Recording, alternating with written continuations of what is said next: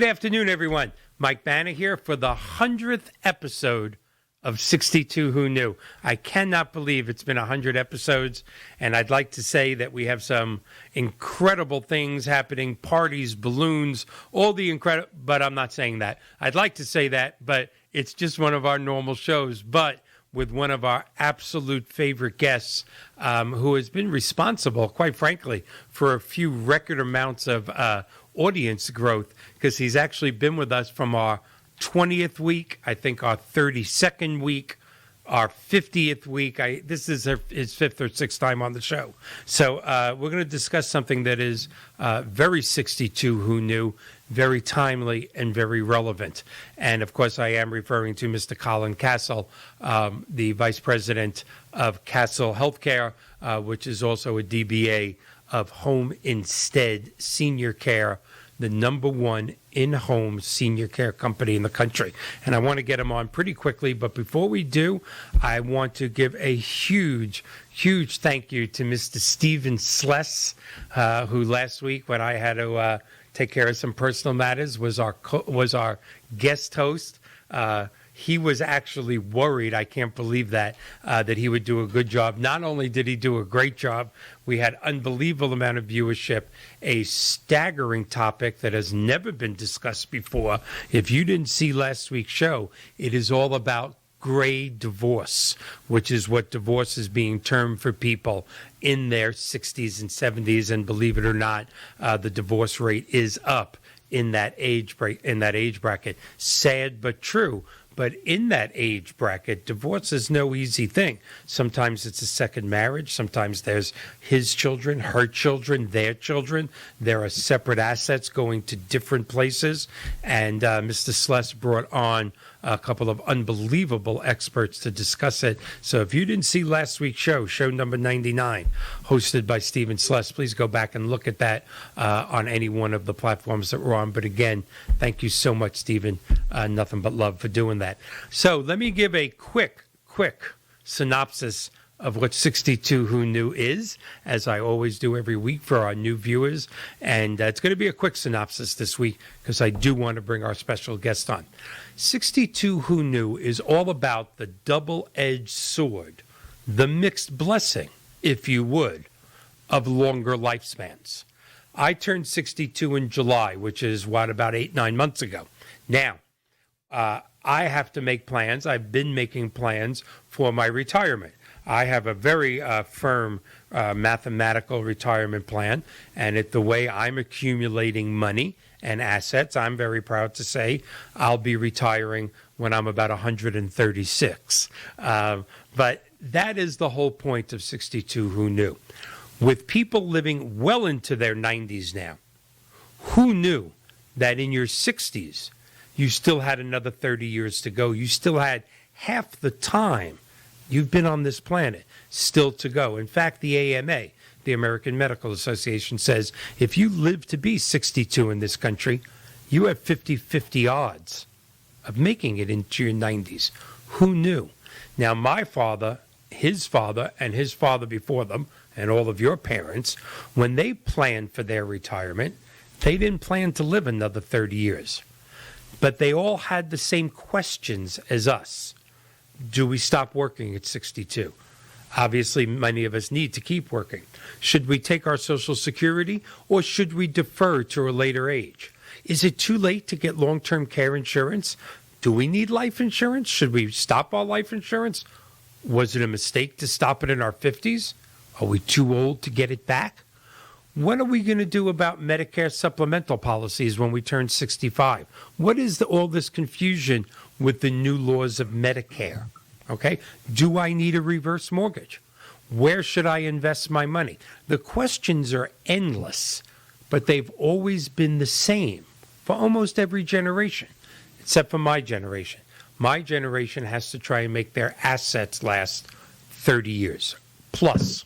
And with scientific and medical breakthroughs, that's pretty much going to be 35 and 40 years in the very near future. So what 62 Who Knew does is bring on experts like we are today on the topics of long-term care insurance, life insurance, Medicare, Medicaid, Medicare supplemental, health, cruising, in-home care, which is our specialty tonight, gray divorce, financial planning.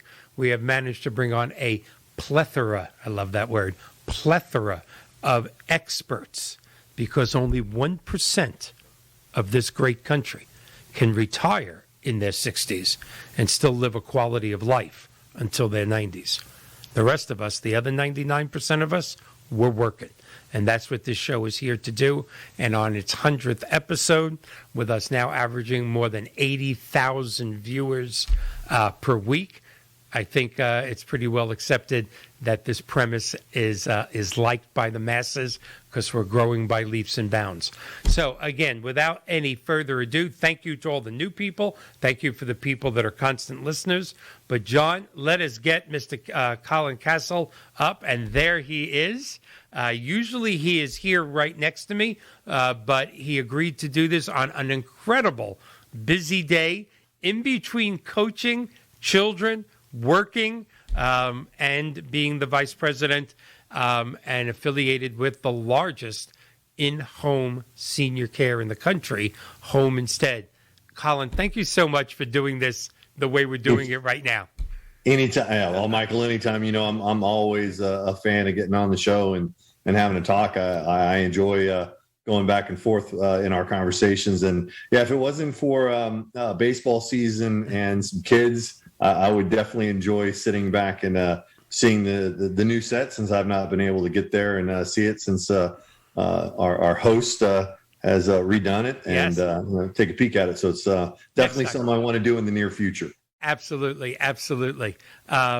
So we got a lot to speak about, but let's, the 40-70 rule, which is something that I want to get to in the second half of the show, but you were literally responsible for breaking some viewership records when we brought up this very relevant conversation between parents and children. But before we do that, it has been a little bit.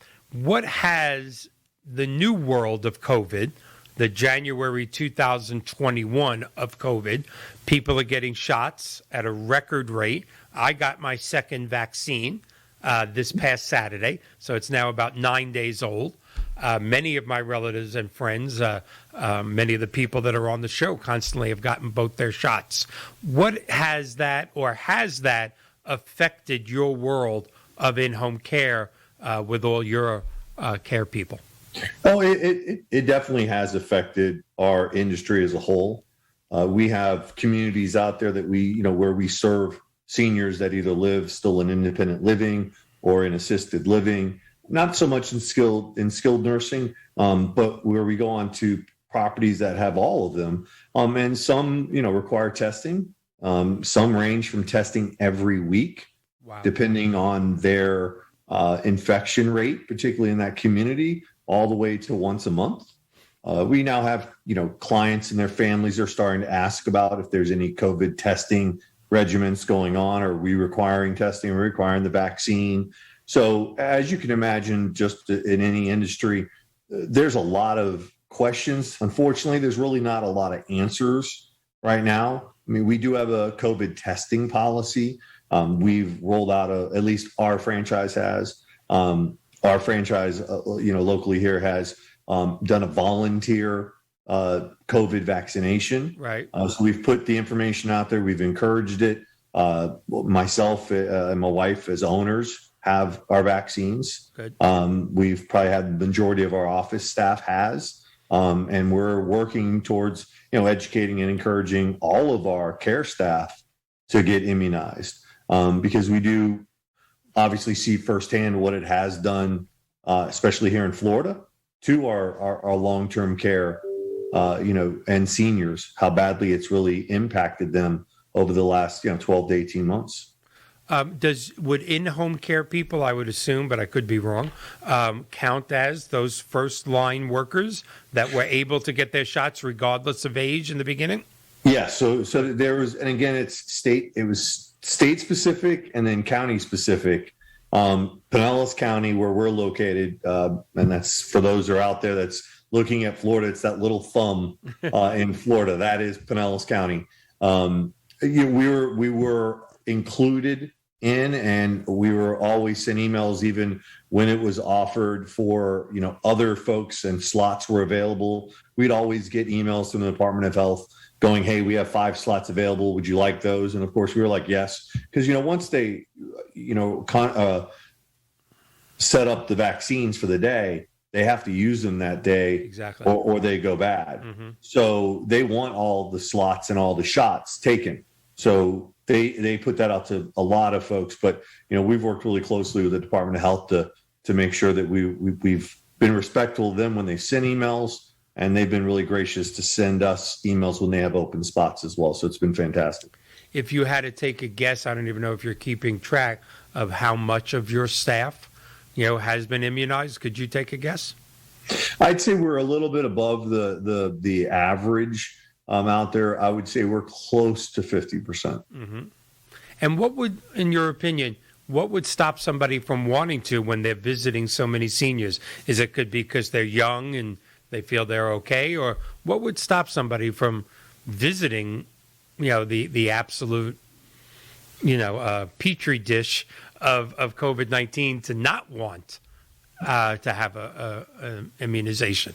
I'm not. My personal opinion is I think it's the rhetoric, honestly, that's out there that there isn't, as much as we're trying to get past it, any of the clear answers out there. Yeah.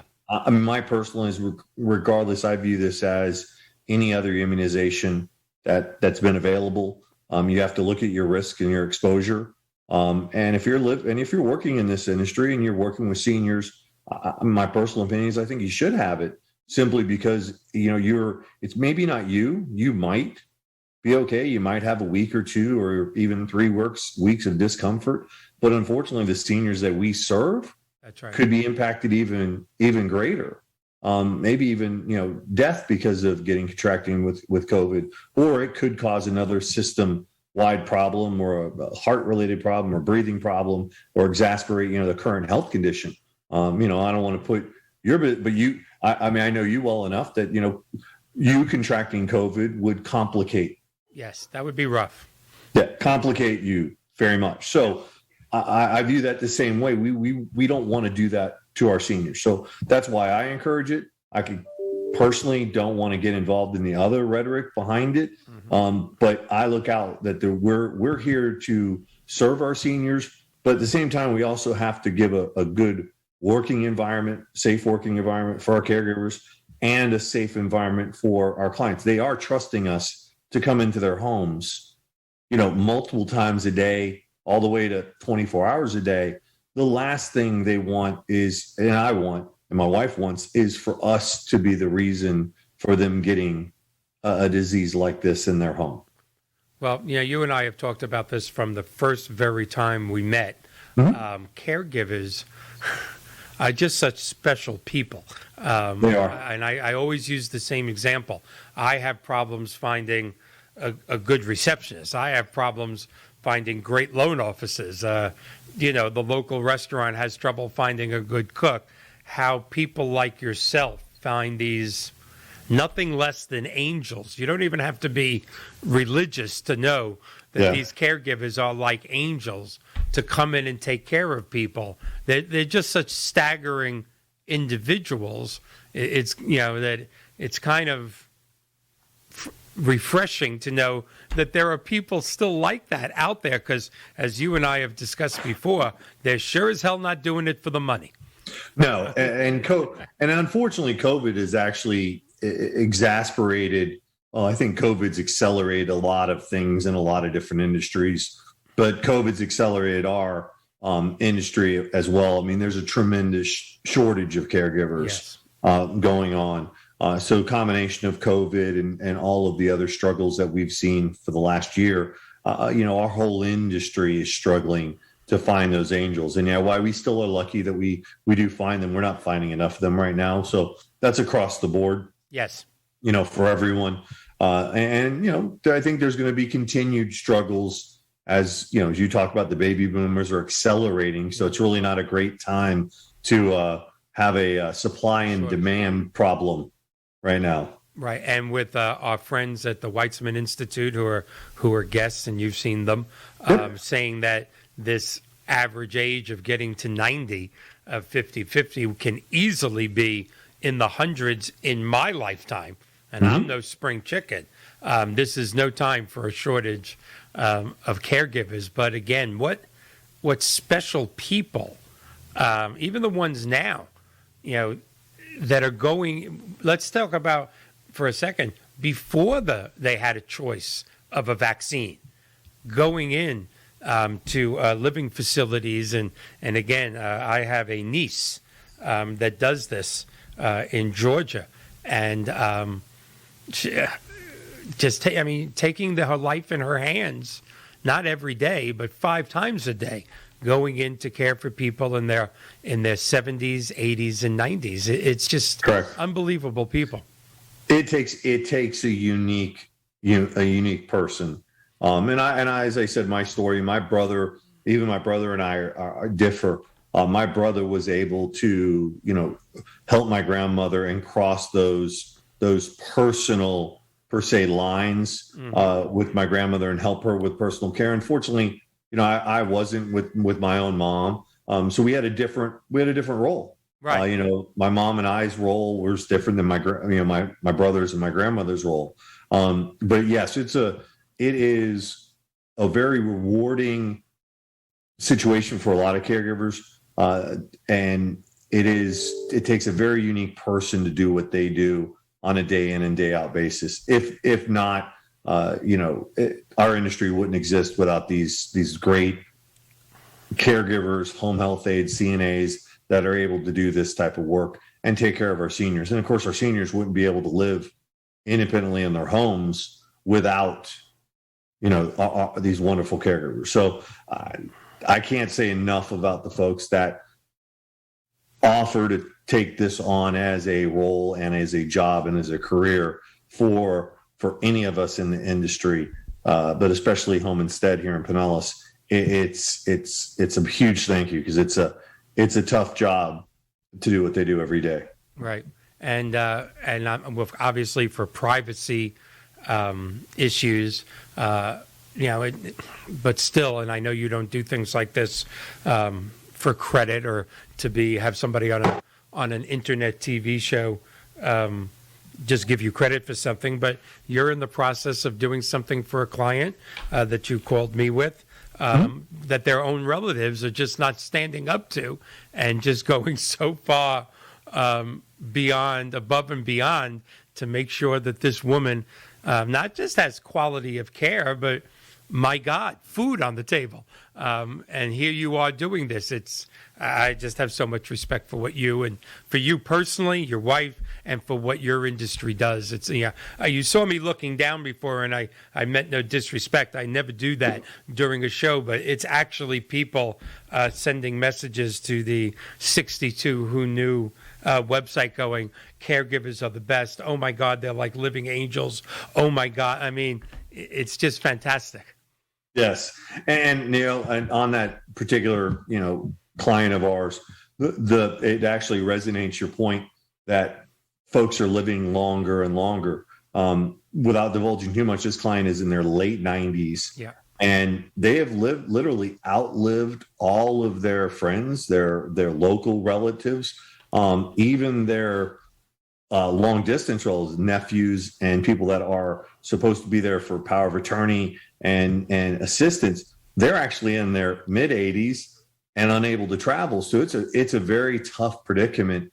And yeah, I do believe that, when my wife and I got in this industry and agreed to take care of our seniors, there were going to be some uncomfortable spots. But these are also the times that we do need to step up and find, our clients and our patients resources like yourself, or if it's a financial planner, or if it's someone with Medicaid or a local attorney, someone that can help them achieve their goals at whatever age they are. And if that goal is to, retire, or if that goal is to stay in their home until they pass away, or if they're okay with migrating to a, senior living community, great. But I also view it as our job not to only take care of them, but also help them with the path to where they want to go. Because I am passionate about it. It's their last, I hate to use a football analogy, but it's their last quarter. Yeah. They get to they should get to, pick the game, pick and how it's played, and write the rule book, and is my kind of my fun saying, make sure the last check bounces. That's right. Yeah, no doubt about it. Well, we're going to go into another topic that you brought up on week 32. Yes, still sir. can't believe that it's 68 weeks. And also, just for a 30-second diversion, I did mention a few minutes ago that we do have our, my niece, my cousin, Bob Banner's oldest daughter, Kimberly Banner de Leon. And I do want to say to Kimberly, because this is what she does for a living. Kim, you are the angel of our family in so many ways. Mwah. Love you. You brought up the 40s. I had to give her the props. So, okay. She also is a tremendous help in taking care of my 90-year-old aunt, my cousin Bob's mom, who is up there in a great facility in Cummings, Georgia. But, it was rough this last year. And the only person that could be with Aunt Helen was Kimberly. And she does that for so many other people, not just her grandmother. Like I said, your caregivers they're just special. It's just that simple. You brought up the 40-70 rule. Yes, sir. And I'd like you to, in those days we had like 18 and 20,000 viewers. That day that you did that was the first time we went above 25,000 or 30,000. People loved that topic. Now we're between 80 and 90,000, and I think there can't be a better time, especially post-COVID. Well, we're not post-COVID, but hopefully COVID getting close to being in the rearview mirror. Tell us that rule. Well, I think it plays, and it is nice to talk about it again because I do think it's very applicable today, even in the COVID era. But it's very simple. It's what are the questions that your 40-year-old self should talk to your 70-year-old parents about? And that can also go in reverse order. What questions and topics should you be discussing as a 70-year-old parent with your 40-year-old son or daughter? Mm-hmm. And those topics, range from financial topics to death topics to senior living topics. Where do I want to live? To dating, to marriage, because they're in today's age, as you talked about, folks are living longer. Mm-hmm. Life is extended. So more and more, just because you might be 65 or 75 does not mean that you are, ready to hang your hat up. You might still be traveling. You might still be doing things. So, but you do need to look at where you are and have the conversation of, as example, financial. If you do you have a power of attorney? Have a durable power of attorney, or is there another mechanism that needs to take place? Do you have your healthcare surrogacy? Do you have your will and testament set up? All of those things lined up and ready to go. Because and I always tell my story that I told you. The last thing you want to have is something occur with you, be it death or even just incapacity, and you have your family fighting over what they view you might want or you want. And a real world story, and I said this to the previous one, I have been involved with my wife and my company disputes with our caregivers, almost being the referee, because they in some cases have spent more time with the loved one than some of their sons and daughters, but they're arguing over what dress mom would want to be, buried in, mm-hmm. what music, things of that nature. So the 40-70 rule, in a very simple way, helps you ask all of those topics. It even has a workbook, but everything you'd want to know, at least as a good starting talk about, even driving, do that in there. As we get older, even driving topics. The things that you guys should be discussing with your 70-year-old parent, or vice versa, what you should be discussing with your 40-year-old son or daughter. So when you do retire or you do get older, these are all talked about. They're on the table. There's no innuendos. There's no misconceptions. Everything is there for everyone to see without any, ambiguity or hurt feelings. This is exactly, and it's my choice as an aging adult. These are the things that I want done. Yeah, it's a staggering topic to me because in one form or another, every national financial planner that we have brought on this show, every Correct. certified financial planner, every national long-term care insurance expert, every Medicare expert may have used slightly different words than the 40/70 rule, but Correct. this conversation is so important, but there is that emotional barrier, to say to your 70-year-old parent. I mean, there was not a father and son closer than my father and myself ever in the planet. We didn't have that conversation between at the 40/70 rule.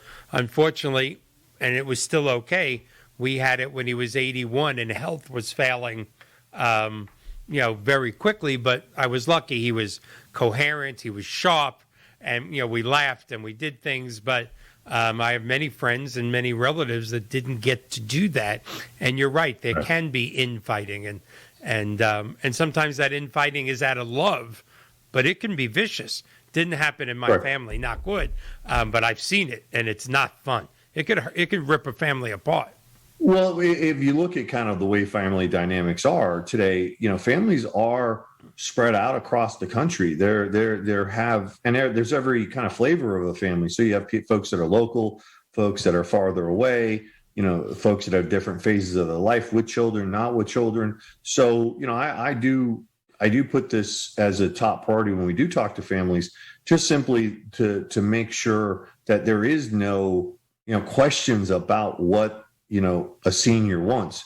I mean, I had to have the hard conversation a couple of weeks ago with a new family. Remember that they were coming home from the hospital, and Dad was adamant that that you had to, he wanted a DNR. Well, I had to go listen. There's rules around that, so you need to go down to the local ambulance and the paramedics. You have to get that lovely orange card on the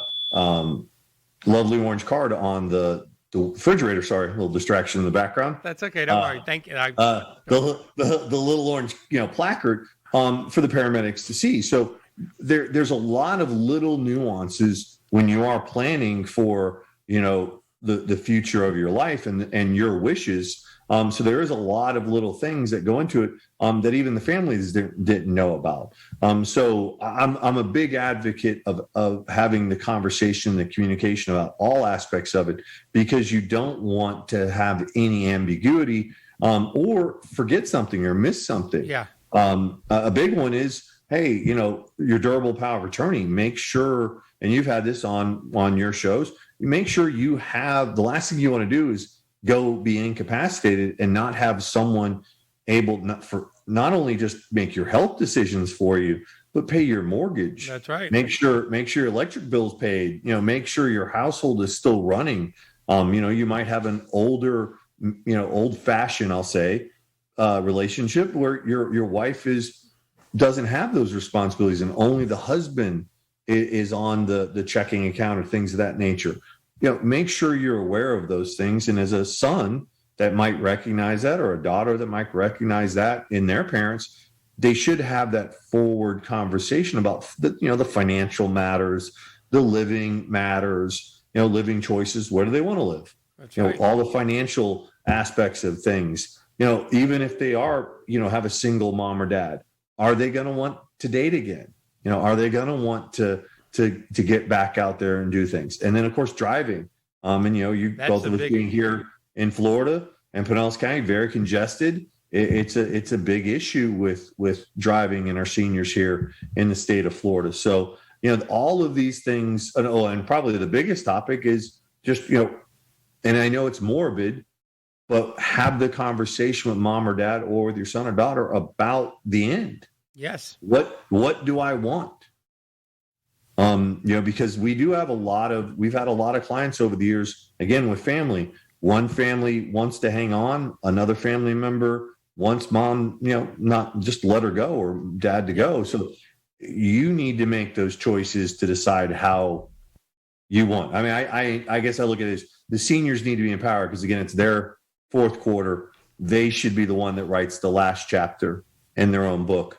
not someone else. Well, and staying with that analogy, I mean, us, all of us, we need to do this in the beginning of the fourth quarter while we're still, know exactly what we want. I think 62-year-old Mike, probably is pretty sure what he wants at the end, but maybe 80-year-old Mike might not be that sure. But I would almost trust 62-year-old Mike to make that better decision.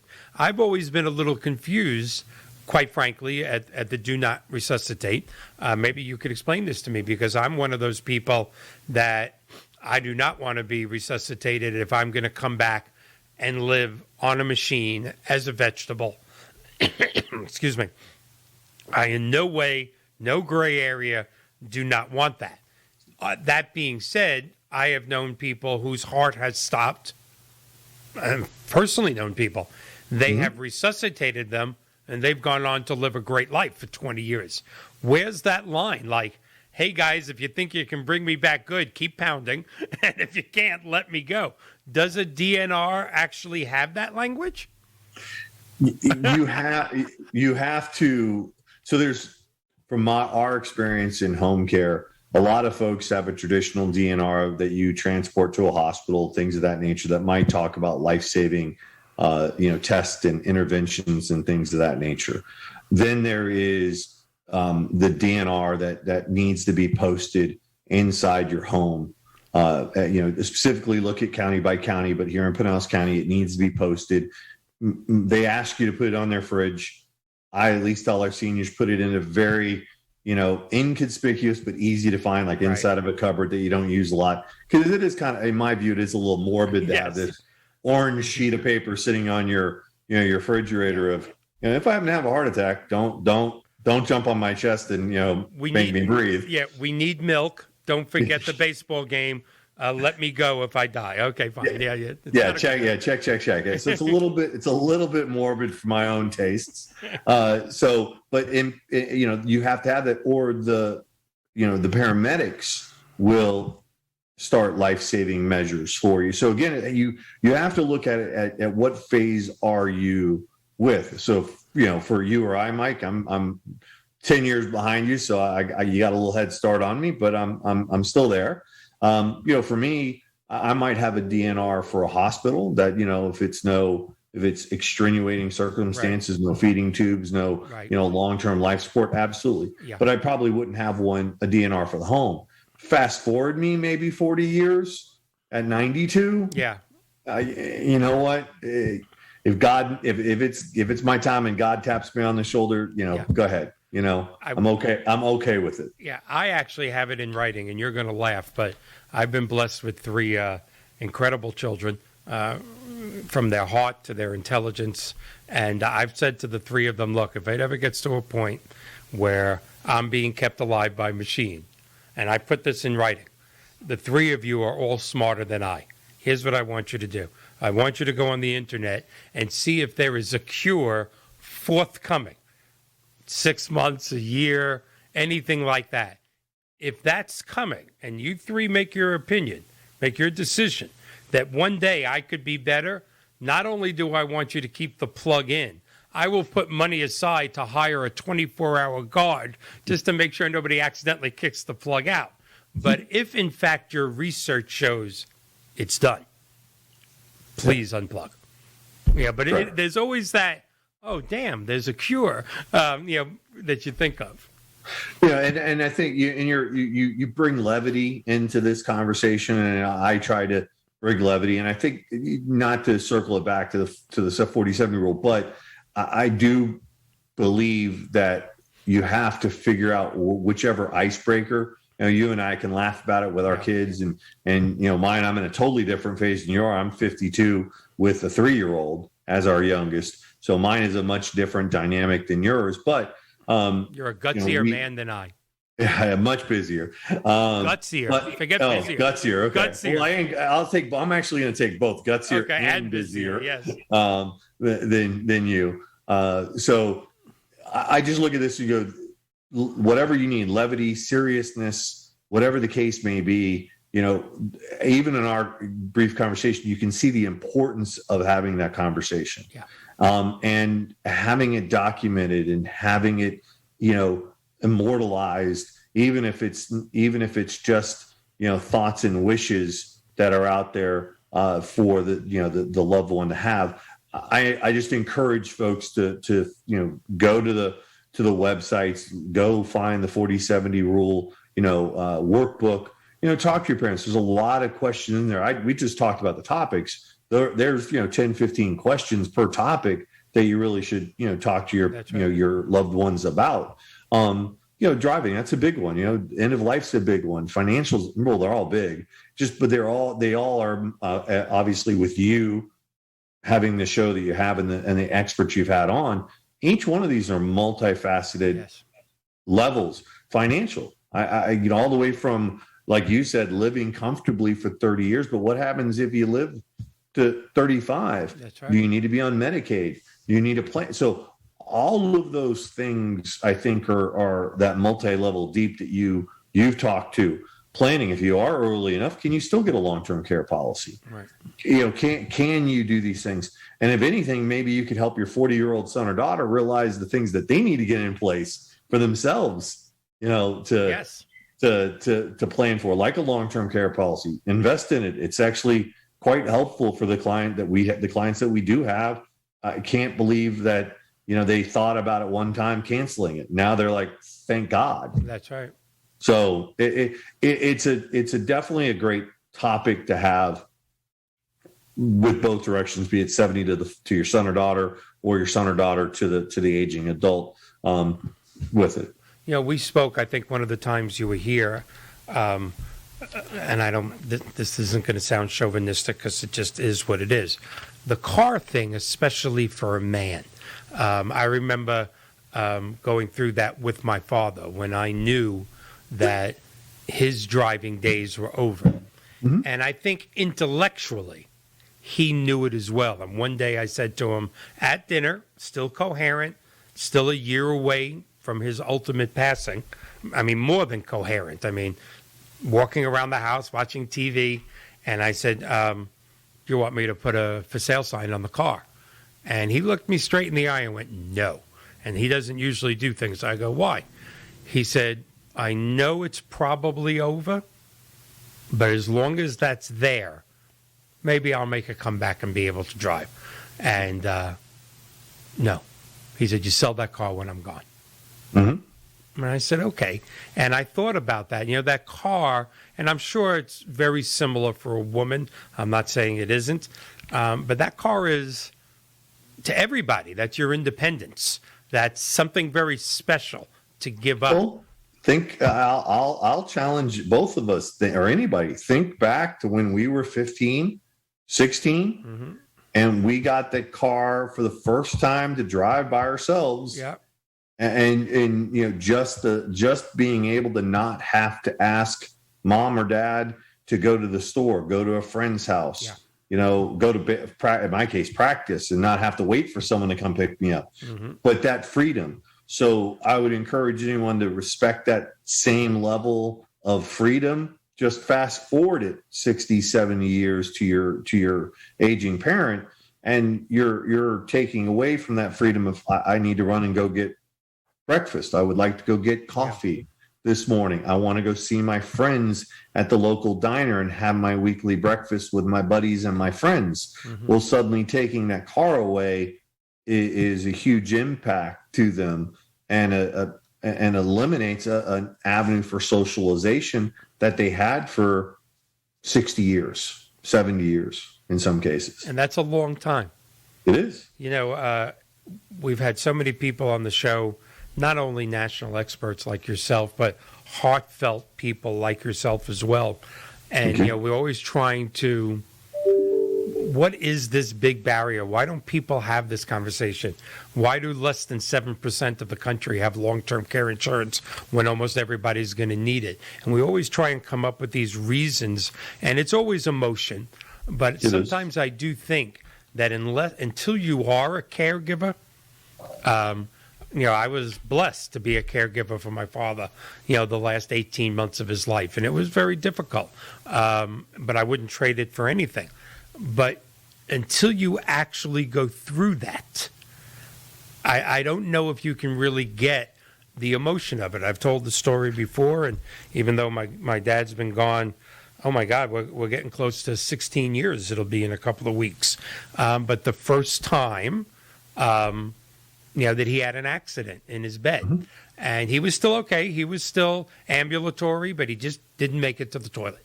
And we were cleaning it at about 3 a.m, and we were kind of laughing, because he lived with me.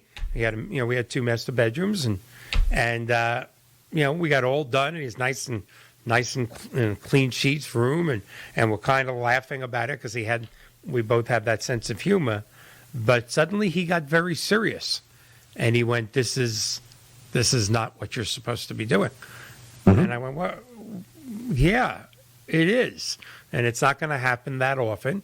And if it does, yeah, as your son, it is." And he went, "No, this is not the way an XPOW man goes out, with his son helping him change his sheets." Yep. And it is that and a couple of other things like that that made me see we needed caregivers, because Correct. He was more comfortable. I was fine doing whatever it took.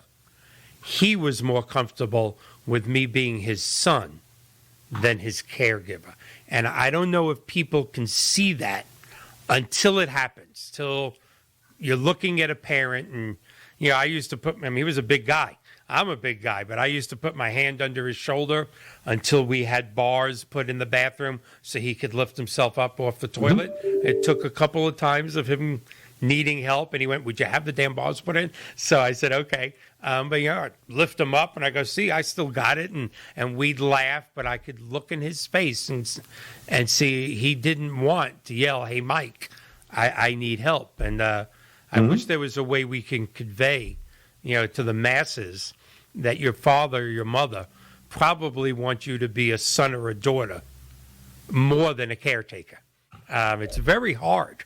I on a personal note, I have that conversation with any client, family, daughter that I get a chance to talk to, because while my brother and my grandmother had a very fantastic, even though it did affect my brother substantially health-wise, it took years off his life. Unfortunately, my mom and I had that hard role reversal. So my mom did not accept that role reversal. So she got angry at me for her aging, in essence. Yeah. And the bottom line is these conversations are hard. They're difficult conversations because, if you think about it, example, one of our clients you're helping me, she's a widower. From a different generation. Yes. Husband worked. Husband was in the military. Greatest generation. She supported him. Her job was to support her husband. And so it's hard for her, and it's a conversation that's tough for someone to go, well, you may not be able to live in the home that you and your husband occupied for 30, 40 years, much longer. And it's why? Well, money.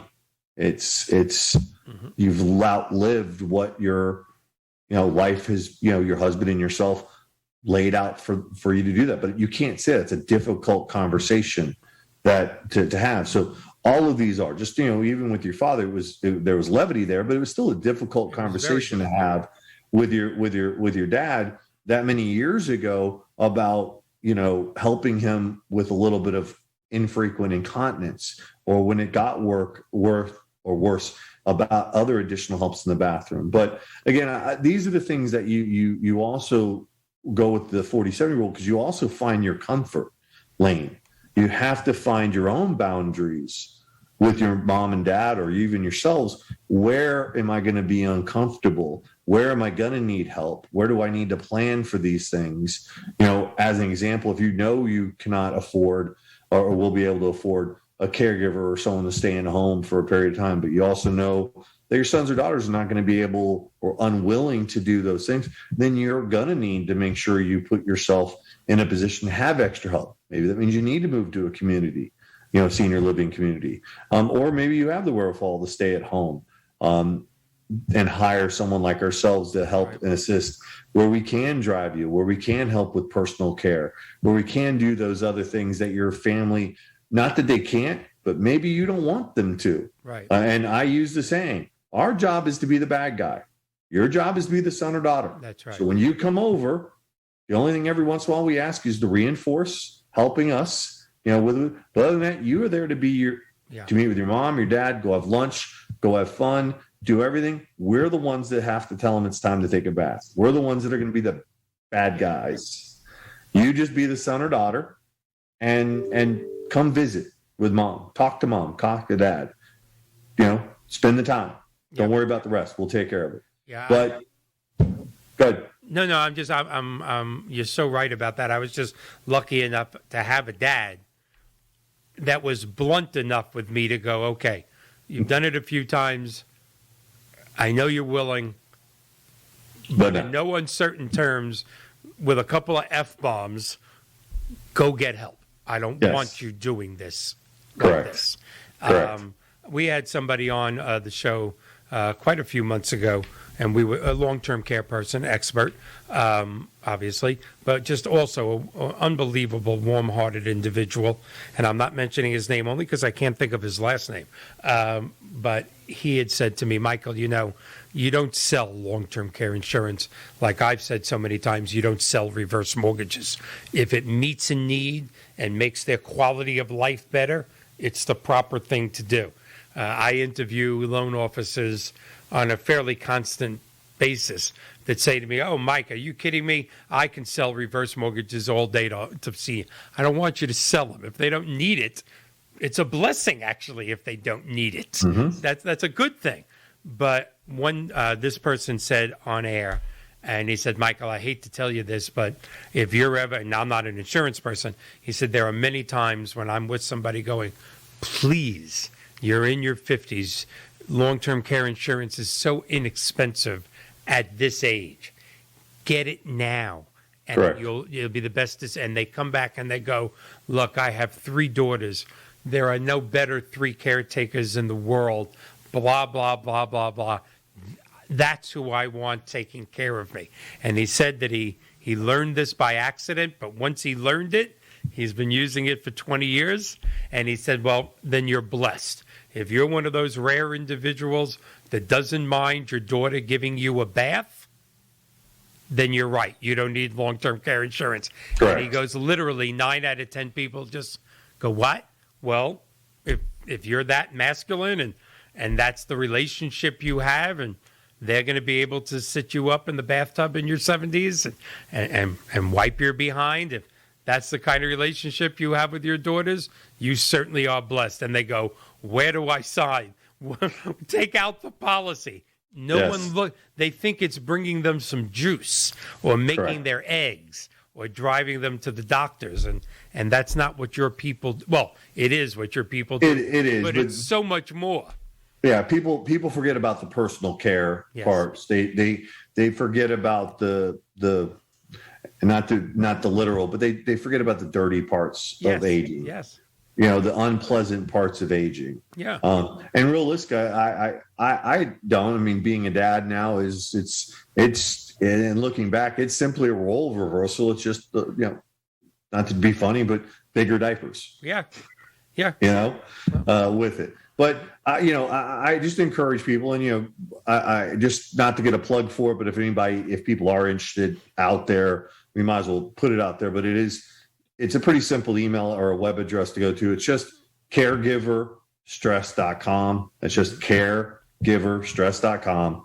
And you can look up multiple things beyond the 40-70 rule. There's other things out there that other kind of guidelines that might meet your family dynamics, but you can go on to caregiverstress.com, look up the 40-70 rule, be able to download the workbook that's there that has all the topics that we've been talking about, and then probably 10 questions for each topic that you can start, working on with your son or daughter, mm-hmm. or your mom or dad, and start building at least a plan for the future. So when things do, because they will, mm-hmm. Aging is inevitable. Yeah. We can't stop it. We haven't figured that one out yet. No, I don't think we are in the near future. Well, I mean, we might slow it down. Yeah. We might extend it a little bit, but inevitability, we're not built to be around forever. And that's a blessing too. Yes. Yeah. Amen. Amen. Because Yeah. there's joints on my body that already are starting to squeak and that whine at 52. Wait till you get to 62. I'm actually going to try and, when I have time, push a law through Congress. I don't know why they build houses with the toilet and then there's a mirror in front of it. I think once you get past a certain age, it should be against the law for there to be a mirror near the toilet. You don't want to see this. Yeah. This is not something you want to start your day with. Me personally think that over the time that, and that's a whole nother topic. But just the home, modifications for our seniors that we should be doing and thinking about as well. But those are, again, that's another topic under living, situations. If you're going to stay at home, is your home safe? Are you able to stay in your home? Yep. Or is your home, old 19, not old, but older? Maybe it can't be widened. Maybe it can't be handicap accessible. That's right. So you might have, a hand that's dealt to you that's much easier to deal with sooner than later. Yes. With it. So again, it might be a hard conversation, but it's a needed conversation because there's even these small things. Well, bathroom. Well, no one wants to think about a bathroom, but when you try to get yourself a caregiver in a wheelchair in a bathroom, and it's the old 1960s bathroom where the sink and the toilet and the shower are within 18 inches of each other. Yep.